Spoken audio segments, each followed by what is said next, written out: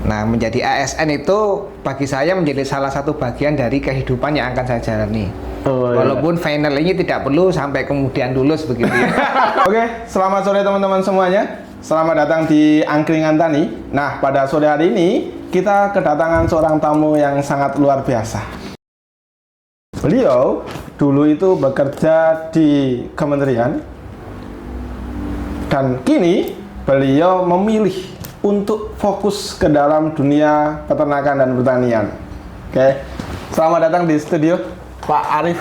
Ceritakan Pak Arief, bagaimana dulu gitu ya di kementerian itu kan itu tidak semua orang bisa gitu ya. Bahkan mungkin ada ribuan yang kemudian ingin duduk di sana gitu ya, mendapatkan gaji yang lumayan gitu ya, dengan pekerjaan yang tetap dan mungkin kenaikan pangkat yang sudah dijanjikan gitu ya. Namun jenengan ini luar biasa, dari sana kemudian memilih untuk resign dan kini berprofesi atau memilih profesi sebagai seorang peternak. Kira-kira ceritakan untuk teman-teman kita.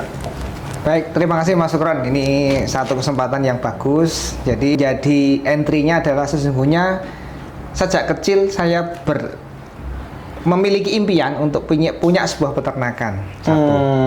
Jadi memang dari dulu dari kecil tuh seneng yang namanya mulai dari pelihara waktu itu ayam kate, kemudian pelihara ikan, apapun dari kecil sudah.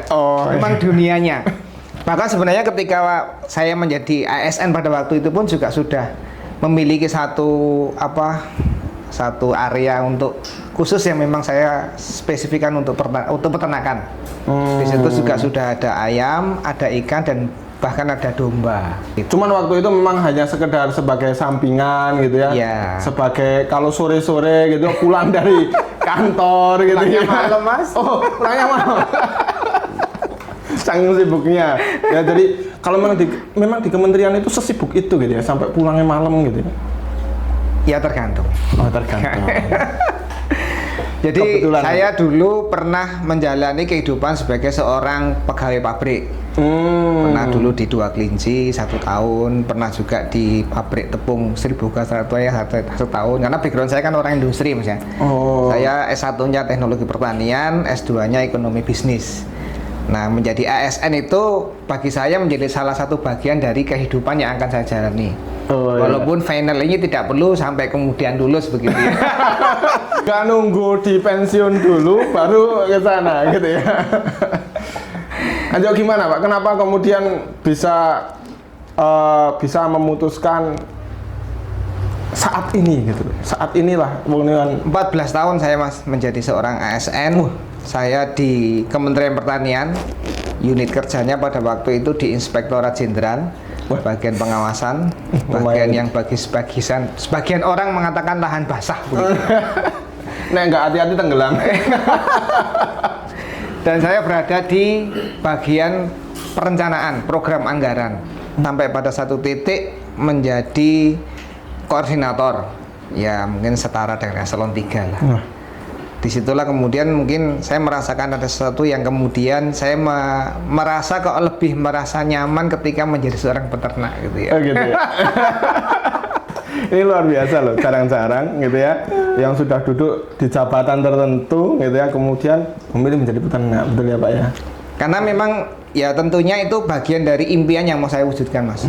Saya yakin semua orang itu punya impian yang kemudian mimpi itu akan dia wujudkan. Nah ini Pak, sebelum kita sampai ke peternakan gini, mungkin banyak gitu ya teman-teman kita yang mungkin saat ini kantoran gitu ya, atau mungkin di perusahaan dan yang lainnya kan, mereka beberapa juga kayaknya pengen nih untuk seperti Pak Arief gitu ya, sekarang punya peternakan dan yang. Nah sebelum bercerita tentang peternakan, ceritakan dulu mungkin sampai kemudian Pak Arief itu berani memutuskan untuk resign itu, ada nggak Pak persiapan gitu untuk kesana?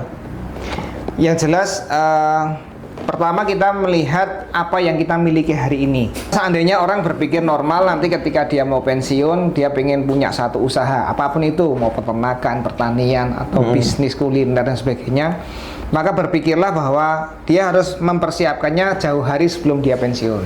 Artinya kan persiapan begitu. Memang gitu ya. Lalu kemudian ketika sudah siap betul, Dia tinggal kemudian hanya melakukan adjustment, penyesuaian. Saya mengambil inisiatif untuk kemudian resign karena sesungguhnya nanti pada saat teman-teman saya pensiun kan mereka baru mulai, saya sudah berada di titik tertentu gitu. Mumpung tenaga masih ada, ya badan masih sehat, betul ya Pak ya? Belum boyok-boyok gitu ya. Kalau bayangkan kalau harus merumput, harus menyiapkan domba itu umurnya 60 gitu ya Pak ya. Nah, tentu kalau misalkan untuk dunia peternakan itu kan bukan sebuah dunia yang kemudian orang itu bisa masuk begitu saja. Artinya kalau saya pengen nih jadi peternak, kan nggak mungkin tiba-tiba saya jadi peternak gitu ya. Ya. Kira-kira apa Pak? Pertama harus disiapkan. Ini Mas Sukron yang perlu kita siapkan satu rasa cinta dulu. Masya Allah. Ibarat cinta itu apa namanya kalau bos-bos mengatakan tai lalat rasa tai lalat. Yang rasa coklat itu loh Mas. Tai kucing rasa coklat. Artinya apa? Sesuatu yang seberat apapun itu ketika kita mengawalinya dengan rasa seneng maka menjadi enteng.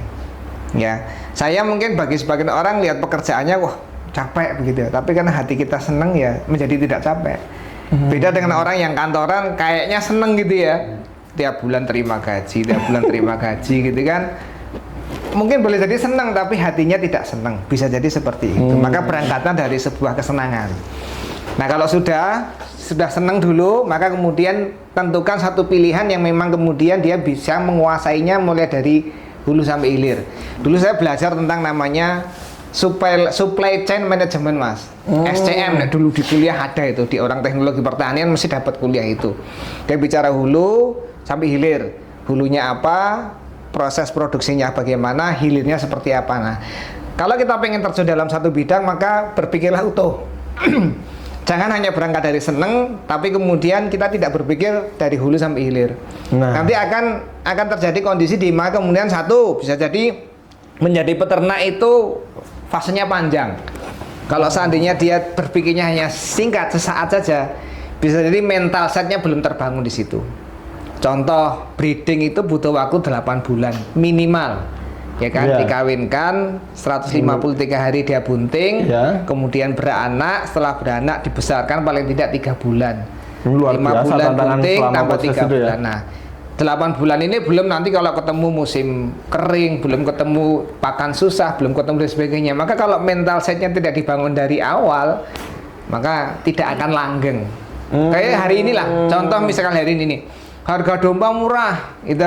Setiap kita mau jual, kita mau ini di Belantik, Mas harga domba lagi anjlok. Maka kalau mental set kita tidak kita bangun dari awal, udah pasti bisa dipastikan dia akan guling. Tapi kalau seandainya mental setnya awalnya sudah kita setting, kita akan siap dalam jangka yang panjang, maka enak jalaninya.